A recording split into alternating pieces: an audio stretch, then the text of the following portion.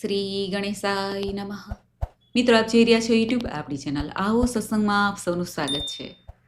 મિત્રો, આજે આ વિડીયોમાં આપણે સાંભળવાના છીએ ફાગણ માસના શુક્લ પક્ષની એકાદશી, આમલકી એકાદશી કે રંગભરી એકાદશીની વ્રત કથા, પૂજા વિધિ, મહિમા.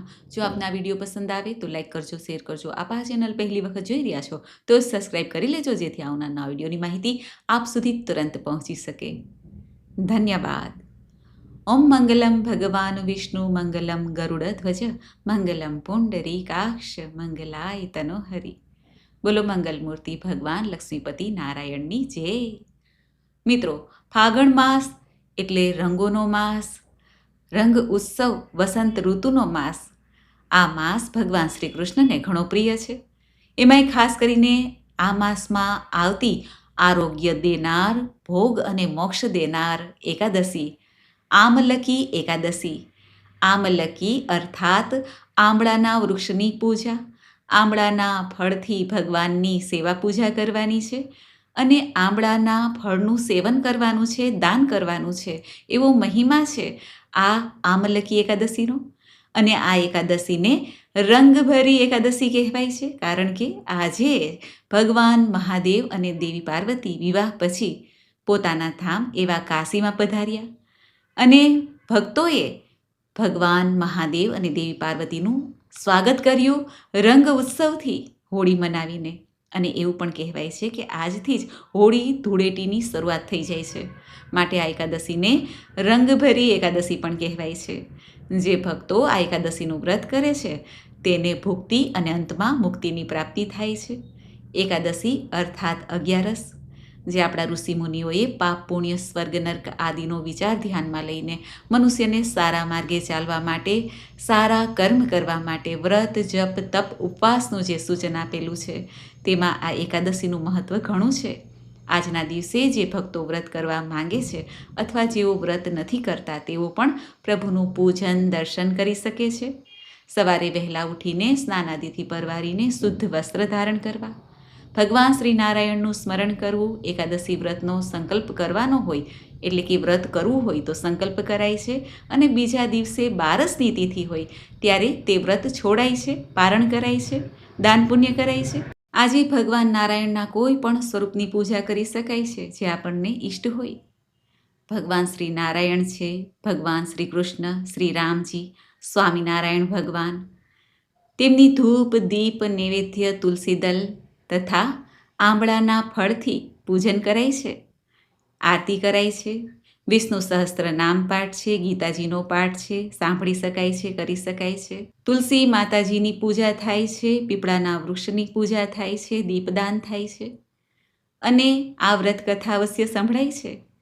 આજે જે બહેનો માસિક ધર્મમાં હોય કે ઘરમાં સૂતક હોય તો પણ વ્રત થાય છે, બહાર ગામ જવાનું થાય તો પણ વ્રત થાય છે. પૂજા ન થાય તો પછી આપણે જ્યારે સમય અવધિ જે સૂતક કાલની હોય તે વહી જાય પછી આપણે પૂજન કરી દાન પુણ્ય કરી શકીએ છીએ. આજના દિવસે ગાય માતાની સેવા કરવી, પશુ પક્ષીને દાણાચળની વ્યવસ્થા કરવી, જરૂરિયાતમંદને દાન પુણ્ય કરવું, બ્રાહ્મણોને દાન દક્ષિણા આપી શકાય છે. આ વ્રત જે ભક્તો કરે કે ન કરે તેઓ વ્રત કથા અવશ્ય સાંભળે. આ વ્રતના મહાત્મ્યની કથા સાંભળવાથી પણ બાજપેયી યજ્ઞનું પુણ્ય પ્રાપ્ત થાય છે. આવો આપણે સાંભળીએ. આરોગ્ય દેનાર, સૌભાગ્ય દેનાર, ભુક્તિ અને અંતમાં મુક્તિ દેનાર આમલકી એકાદશીની વ્રત કથા. બોલો ભગવાન લક્ષ્મીપતિ નારાયણની જય. માંધાતા રાજા ઋષિ વશિષ્ઠજીને પૂછે છે, હે મુનીશ્વર, જો તમે મારા પર પ્રસન્ન હો તો એવા વ્રતની કથા કહો જેનાથી મારું કલ્યાણ થાય. આ સાંભળીને મહર્ષિ વશિષ્ઠજી બોલ્યા, હે રાજન, બધા વ્રતોમાં ઉત્તમ અને અંતમાં મોક્ષ દેનાર આમલકી એકાદશીના વ્રતનું વર્ણન કરું છું, તે આપ ધ્યાનથી સાંભળો. આ આમલકી એકાદશી ફાગણ માસના શુક્લ પક્ષની એકાદશી કહેવાય છે. આ વ્રતના ફળથી સમસ્ત પાપ નષ્ટ થાય છે. આ વ્રતનું પુણ્ય 1000 ગૌદાનના ફળ બરાબર છે. આ અંગે હું આપને એક પૌરાણિક કથા કહું છું, તે ધ્યાનથી સાંભળો. વૈદિક નામનું એક નગર હતું. એ નગરમાં બ્રાહ્મણ, વૈશ્ય, ક્ષત્રિય, શૂદ્ર આ ચારેય વર્ણના આનંદપૂર્વક લોકો રહેતા હતા. નગરમાં સદૈવ વેદ ધ્વનિ ગુંજતો હતો. એ જગ્યાએ પાપી, દુરાચારી, નાસ્તિક કોઈ હતું જ નહીં. એ નગરમાં ચૈત્રરથ નામના ચંદ્રવંશી રાજા રાજ્ય કરતા હતા. એ રાજ્યમાં કોઈ પણ દરિદ્ર તથા કંજૂસ પણ ન હતા. બધા વિષ્ણુ ભક્ત હતા.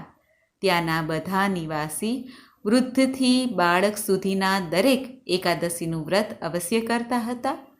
એક સમયે ફાગણ માસના શુક્લ પક્ષની આમલા નામની એકાદશી આવી. એ દિવસે રાજાથી લઈને પ્રજા સુધી, વૃદ્ધથી લઈને બાળક સુધી બધાએ હર્ષ સહિત એકાદશીનું વ્રત કર્યું. ધૂપ, દીપ, નૈવેદ્ય, પંચરત્ન અને છત્રથી ધાત્રીનું પૂજન કર્યું, આંબળાનું પૂજન કર્યું. તેઓ બધા ધાત્રીની આ પ્રકારે સ્તુતિ કરવા લાગ્યા. હે ધાત્રી, તમે બ્રહ્મ સ્વરૂપ છો. તમે બ્રહ્માજી દ્વારા ઉત્પન્ન છો. સમસ્ત પાપોને નષ્ટ કરનાર છો. તમને અમે નમસ્કાર કરીએ છીએ. હવે તમે મારા અર્ધ્યને સ્વીકાર કરો. તમે શ્રી રામચંદ્રજીના દ્વારા સન્માનિત છો. હું તમને પ્રાર્થના કરું છું કે મારા સમસ્ત પાપોનું હરણ થાય.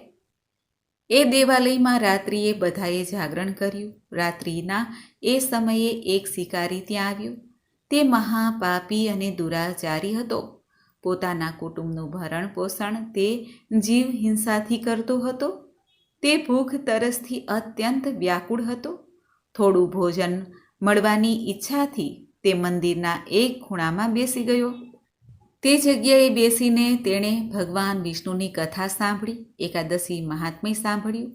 આ રીતે શિકારીએ આખી રાત અન્ય લોકોની સાથે જાગરણ કરીને વિતાવ્યું. પ્રાતઃકાળ થતાં બધા પોતપોતાના ઘેરે ગયા. થોડો સમય વીતતા તે શિકારીનું મૃત્યુ થયું. તેનો આમલકી એકાદશીના વ્રતના પ્રભાવને કારણે, જાગરણના કારણે રાજાને ત્યાં જન્મ થયો. તેનું નામ બસુરથ રાખવામાં આવ્યું. તે મોટો થયો ત્યારે તે ચતુરંગીણી સેના સહિત ધન ધાન્યથી યુક્ત થઈને 1,000 ગ્રામોનું પાલન કરવા લાગ્યો. તે તેજમાં સૂર્ય સમાન, કાંતિમાં ચંદ્ર સમાન, ક્ષમામાં પૃથ્વી સમાન હતો. તે અત્યંત ધાર્મિક, સત્યવાદી, કર્મવીર અને વિષ્ણુ ભક્ત હતો. તે પ્રજાનું સમાન ભાવથી પાલન કરતો હતો. તે સદૈવ યજ્ઞ કરતો. દાન આપવું તેનું નિત્ય કર્તવ્ય હતું. એક દિવસ રાજા શિકાર કરવા વનમાં ગયા. તે વનમાં રસ્તે ભૂલી ગયા અને દિશા જ્ઞાન ન હોવાના કારણે વનમાં વૃક્ષ નીચે સૂઈ ગયા. એ સમયે ડાકુ ત્યાં આવ્યા અને રાજાને એકલા જોઈને મારો મારો કહીને તૂટી પડ્યા. તે ડાકુઓ કહેવા લાગ્યા કે આ દુષ્ટ રાજાએ અમારા માતા, પિતા, પુત્ર, પૌત્ર આદિ સંબંધીઓને માર્યા છે તથા દેશ નિકાલ પણ કર્યો છે. તેથી આને હવે અવશ્ય મારવો જોઈએ. આવું કહીને તે ડાકુ રાજાને મારવા લાગ્યા અને તેના પર અસ્ત્ર શસ્ત્રનો પ્રહાર કરવા લાગ્યા. તે અસ્ત્ર શસ્ત્ર રાજાના શરીર પર પડતા જ નષ્ટ થઈ જતા હતા. રાજાને તે અસ્ત્ર શસ્ત્ર પુષ્પો સમાન લાગતા હતા. જ્યારે એ ડાકુઓના અસ્ત્ર શસ્ત્ર દ્વારા એમના પર પ્રહાર કરવા લાગ્યા તેનાથી તેઓ મૂર્છિત થઈ ગયા. એ સમયે રાજાના શરીરમાંથી એક દિવ્ય દેવી પ્રગટ થયા. તે દેવી અત્યંત સુંદર વસ્ત્ર આભૂષણોથી અલંકૃત હતા. તેની ભ્રમરો ત્રાસી હતી. આંખમાંથી લાલ લાલ અગ્નિ નીકળતો હતો.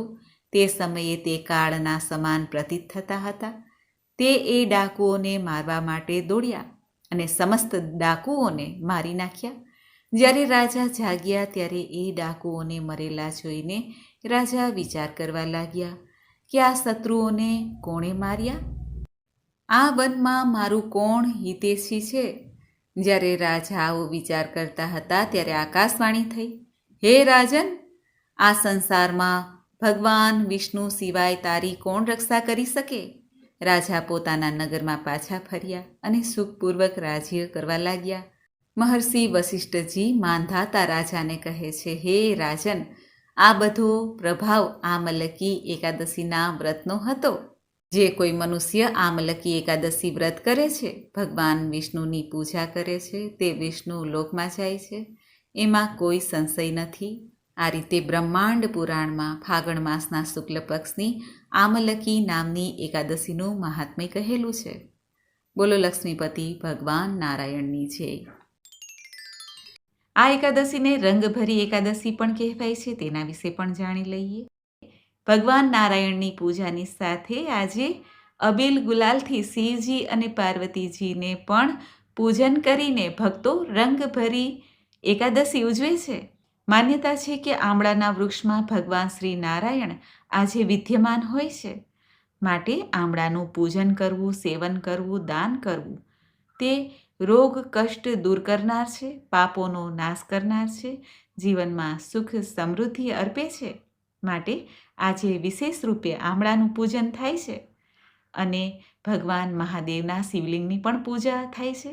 જો આપણે ઘરમાં નાનકડું શિવલિંગ રાખ્યું હોય તો ત્યાં પણ ભગવાન મહાદેવને અબીલ ગુલાલ અર્પિત થાય છે અને શિવાલયમાં જઈને પણ પૂજન થઈ શકે છે. આ રંગભરી એકાદશીના દિવસે દૂધ, દહીં, ચોખા, સફેદ વસ્ત્રોનું દાન કરવાથી તણાવ દૂર થાય છે, સુખ સમૃદ્ધિમાં વૃદ્ધિ થાય છે. આજે આમલકી એકાદશી અને રંગભરી એકાદશી હોય માટે આ અવસર પર બ્રાહ્મણોને અથવા જરૂરિયાતમંદને આમળાના વૃક્ષ નીચે બેસીને જો ભોજન કરાવવામાં આવે તો જીવનમાં ખુશહાલીનું આગમન થાય છે. માતા અન્નપૂર્ણાની કૃપા પ્રાપ્ત થાય છે. આ રંગભરી એકાદશીના દિવસે હોળીની શરૂઆત પણ થાય છે. રંગે રમવાનું, અબીલ ગુલાલ કંકુ આદિથી જે આપણે હોલી ખેલ થાય છે તે આજથી જ શરૂઆત થાય છે, જે ધૂળેટી સુધી રહે છે.